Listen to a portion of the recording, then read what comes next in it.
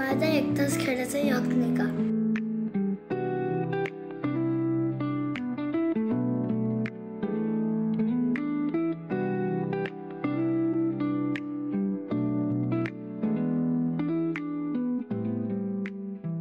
हाय, चला पुन्हा एकदा सकाळची घाईगडबड चालू झाली.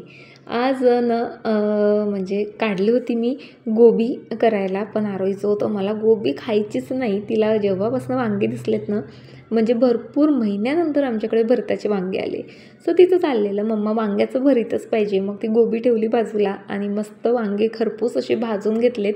आणि आज म्हटलं जरा वेगळ्या टाईपनं करते, म्हणजे त्यात शेंगदाण्याचं कूट वगैरे घालते, म्हणजे चव भन्नाट येते आणि आणखी पौष्टिकही बनतात. सोबत माझी इतकी सर्व कामं चाललेले. कालचा गिल्ट म्हणजे इतका भयंकर होता माझ्यासाठी. त्यामुळे ना आज अगदी आठवणीनं आधी इथे मी पिहूसाठी दूध बनवायला ठेवते आहे. पिहूला सर्व व्यवस्थित दिलं, पण त्याचं जे खारकेचं दूध होतं ना ते मी बनवायला विसरली. त्याला साधं दूध दिलं बरं का मी, गरम करून हॉर्लिक्स वगैरे टाकून. पण झालं काय ते मी तुम्हाला नंतर सांगते बघा. पण सकाळी सकाळी इतकी घाईगडबड असते ना, मी इतकं काही नुकसान करून बसते. आता शेंगदाणे घ्यायला गेले तर बघा शेंगदाणे असे सांडवून ठेवले आणि एवढ्या पसारातही मला रिकामी कामं बघा किती सुचतात. फ्रंट कॅमेरा ऑन होता ना, सो काल एक रील बघितली होती अशीच का गालाला असं थोडं प्रेस केलं की डिंपल पडतात, आणि तो माझा इथे प्रयत्न चाललेलं बघा. स्वयंपाकाची घाई, मुलांची घाई, एवढे सर्व शेंगदाणे सांडवून ठेवले तरी माझी रिकामी कामं चाललेली. बरं चला पटपट जे आहे आधी हे शेंगदाणे वेचून घेते, नाहीतर एकदा का मुलं उठली का मग या शेंगदाण्यांवर पाय करतील. आणि आरोहीच्या पप्पांनी जर बघितले तर जितके शेंगदाणे वेस्ट नाहीत गेलेत ना, त्यापेक्षा जास्त मला ओरडा मिळेल. सो म्हणून सर्वात आधी हे शेंगदाणे आवरलेत. आणि आता मी गिल्टबद्दल बोलत होते बघा. तर काल पिहूला मी छान दूध नाही दिलं बनवून, म्हणजे खारकेच्या दुधाला तो छान दूध म्हणतो, दिलं नाही. त्याला काही फरक पडला नाही. मला थोडा वेळ असं माझं चाललेलं तो गेल्यावर की अरे त्याला दूध नाही दिलं, आणि चुकून हा शब्द मी आरोहीच्या पप्पांसमोर बोलली.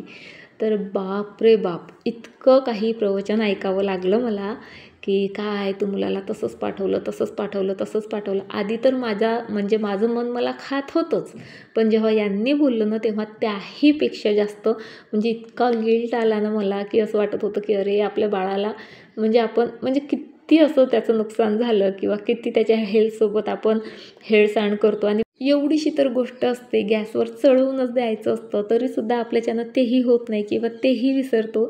खरं तर इतकं गिल्ट येण्यासारखी ही गोष्ट काही नव्हती, पण आता समोरच्या व्यक्तीही जेव्हा त्या गोष्टीची पुन्हा जाणीव करून देतो ना, तेव्हा खरंच खूप वाईट वाटतं.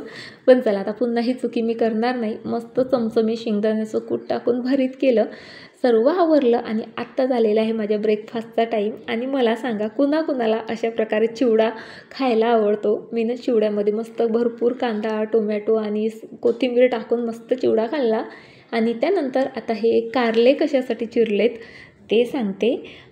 या कारल्यांचा मी बनवणार आहे ज्यूस, पण माझ्यासाठी नाही, फक्त आरोहीच्या पप्पांसाठी.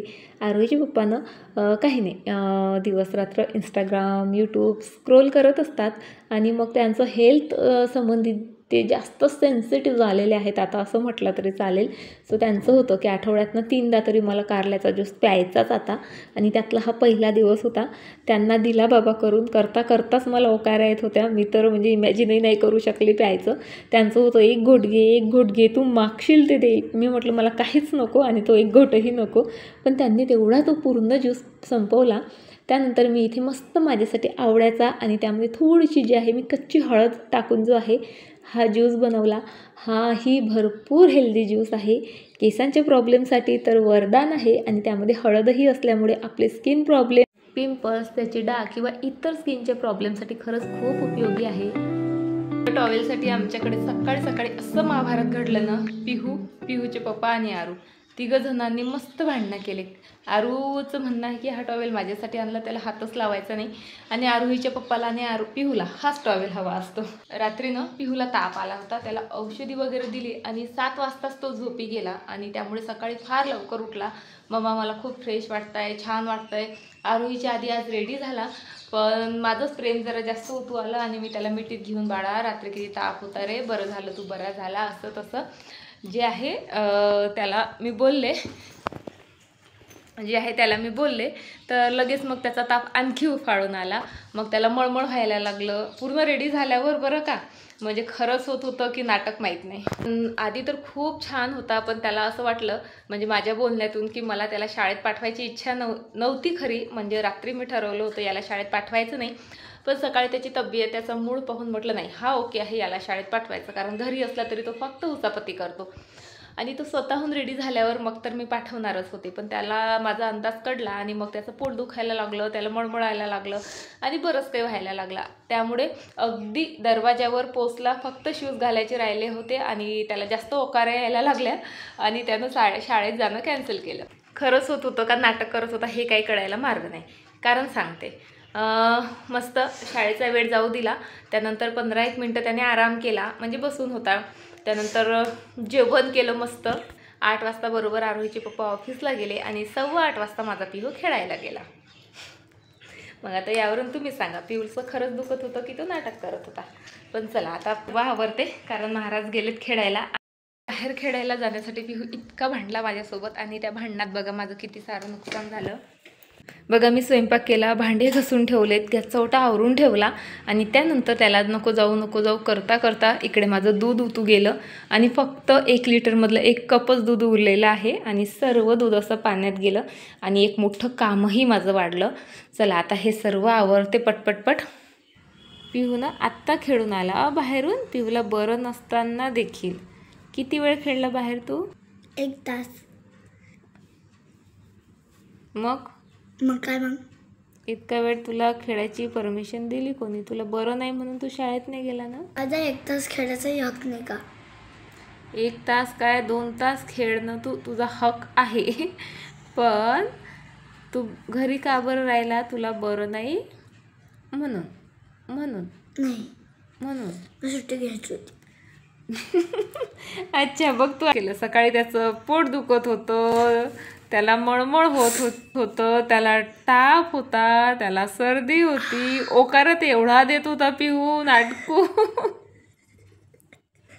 ओकारा तर एवढा येत होत्या याला. आणि म्हणून पिहू शाळेत नाही गेला आणि त्यानंतर मस्त जेवण वगैरे केलं आणि खेळायला गेला. आत्ता आला तर आत्ता थोडं त्याचं अंग पुन्हा गरम झालेलं मला जाणवत आहे. म्हणून पिहू आता पत मस्त हातपाय धुणार आहे, पुन्हा जेवण करणार आहे आणि झोपणार आहे. शहाणा बाळ माझं. झोपणार आहे तू? नाही, टीव्ही नाही पाहायची, झोपायचं.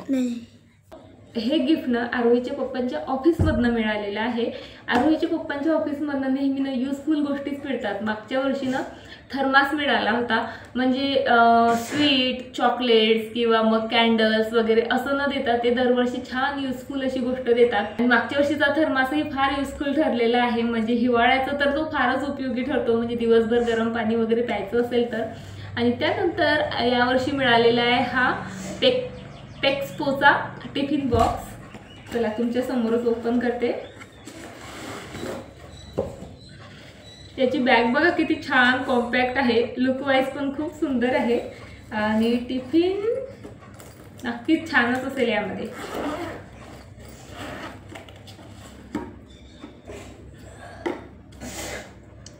सो यामध्ये ना असे 3 स्टीलचे टिफिन विथ हे छान एअरटाईट लीड आहे आणि सोबत एक ग्लास आणि एक स्पून पण आहे. सो अशा प्रकारे हा पेक्सपोचा टिफिन लंच बॉक्स आहे.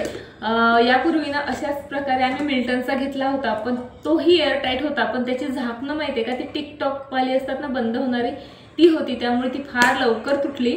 पण ही झाकणं तुटणारी नाही, त्यामुळे आय एम खरंच खूप हॅपी आहे मी. म्हणजे टिकाऊ आहे, छान वस्तू. चला काहीतरी युजफुल गोष्ट मिळाली याचा आनंद आहे मला. चला बाबा आता पॅक करून ठेवते.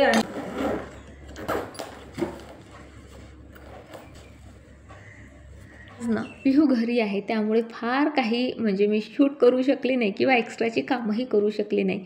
पण ही एक गोष्ट आहे जी मला आता अर्जंटली करायची आहे. सो ह्या ना राधाकृष्णाच्या मूर्त्या माझ्या फ्रेंडने ऑनलाईन बोलवलेल्या आहेत मिशोवरून. खूप सुंदर आहेत आणि सर्वात महत्त्वाचं म्हणजे जास्त रेखीव नाहीत. बघा रेखीव असल्यानं तर क्लीन करायला भरपूर त्रास होतो, तुम्ही समजू शकता. आणि ह्या दिसायला खरंच खूप क्यूट आहेत. मी तिला सजेशन दिलं होतं का तू यांना ड्रेस वगैरे म्हणजे नेसवू शकते, पण तिचं असं म्हणणं का दररोज ते ड्रेस काढा घाला वगैरे तिला तितकासा वेळ नसतो कारण ती जॉबला जाते.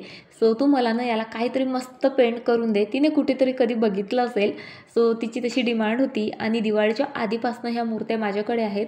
आज करते उद्या करते असं करता करता फायनली काल तिचा फोन आला आणि म्हटलं प्रॉमिस मी तुला उद्या कोणत्याही कंडिशनमध्ये करून देते. म्हणून जे आहे मी आज हे काम हाताशी घेतलेलं आहे. मूर्त्या खरंच खूप सुंदर आहेत आणि तिला ना याला छानसं पेंट करून हवं आहे. सो तेच मी आता करते आहे. माझ्याकडे ऑइल पेंट सध्या अवेलेबल नाहीत, ॲक्रेलिक कलर आहेत. सो इथे मी आज ॲक्रेलिक कलरच यूज करणार आहे आणि तसंही ॲक्रेलिक कलरने काम जरा सोपी होतं माझं. तसं मी तिला विचारलं होतं का तुला म्हणजे कशा टाईपमध्ये कलर करून पाहिजे किंवा कशी डिझाईन ड्रेसेस कसे तू काही बघितले असतील रील किंवा शॉर्ट तसं मला शेअर कर किंवा पिक्चर्स असतील तुझ्याकडे ते शेअर कर, मी त्यानुसार करते. सो ती बोलली मी बघितलं पण मला त्यातलं काहीच आवडलं नाही. तू ना तुझ्या कल्पकतेतून काहीतरी छान याला कलरिंग कर म्हणून, कारण तू जे करतेस ते सर्वच्या सर्वच मला भरपूर आवडतं. सो म्हटलं ठीक आहे आणि मी लागले आता कामाला. आता मैत्रिणीने इतका विश्वास ठेवला माझ्यावर, सो तिला आवडेल असं काहीसं जे आहे मला या मूर्त्यांवर कलाकारी करायची होती. सो आता राधाराणी आहे, कृष्णदेव आहे, त्यामुळे काहीतरी मस्त तळकते फळकते भळक कलर द्यावे असं मी ठरवलं.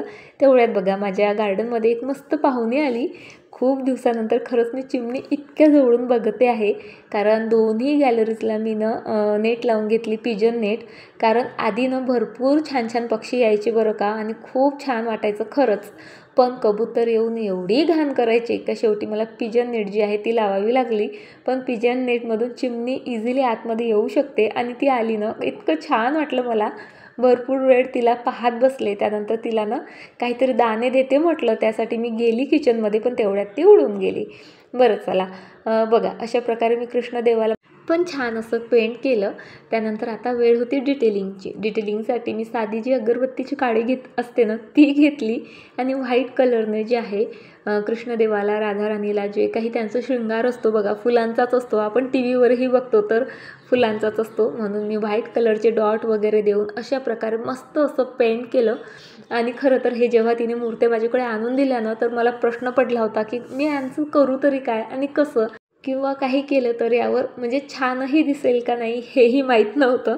पण तरी जरा कल्पकता यूज केली आणि अशा प्रकारे मस्त याला कलरिंग केलं आणि डेकोरेट केलं. बाकी तिच्याकडे बासुरी किंवा इतर जे दागिने वगैरे आहेत ते आहेत, ती त्यांना वेअर करेल. पण जेव्हा मी माझ्या मैत्रिणीला हे दाखवलं तेव्हा ती इतकी आनंदित झाली. वाव स्नेहा थँक्यू कितीतरीदा म्हटलं असेल मला तिने. आणि आणखी कायच पाहिजे आपल्याला की तिने आपल्यावर इतका विश्वास टाकला आणि आपण जे काही करायचा प्रयत्न केला ते तिला आवडलं आणि त्याला तिने मनापासून दादही दिली. सो यातच मला सर्व काही मिळालं नाही का. बरं चला माझ्या मैत्रिणीप्रमाणे तुम्हालासुद्धा ही मी केलेली पेंटिंग नक्कीच आवडली असेल अशी अपेक्षा करते आणि आजचा व्हिडिओ जो आहे तो इथेच संपवते. व्हिडिओ आवडला असेल तर प्लीज लाईक करा, शेअर करा आणि हो छान कमेंटसुद्धा करा. तुमच्या कमेंटमधून माहीत आहे का खरंच मला खूप जास्त मोटिवेशन मिळतं आणि त्यामुळे असे आणखी छान व्हिडिओ तुमच्यापर्यंत पोचवायचा मी प्रयत्नही करते. चला तर फ्रेंड पुन्हा भेटते तुम्हाला अशाच एका छान व्हिडिओसोबत.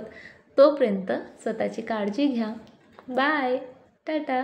आणि हो व्हिडिओ शेवटपर्यंत बघितला त्यासाठी खरंच खूप मनापासून धन्यवाद.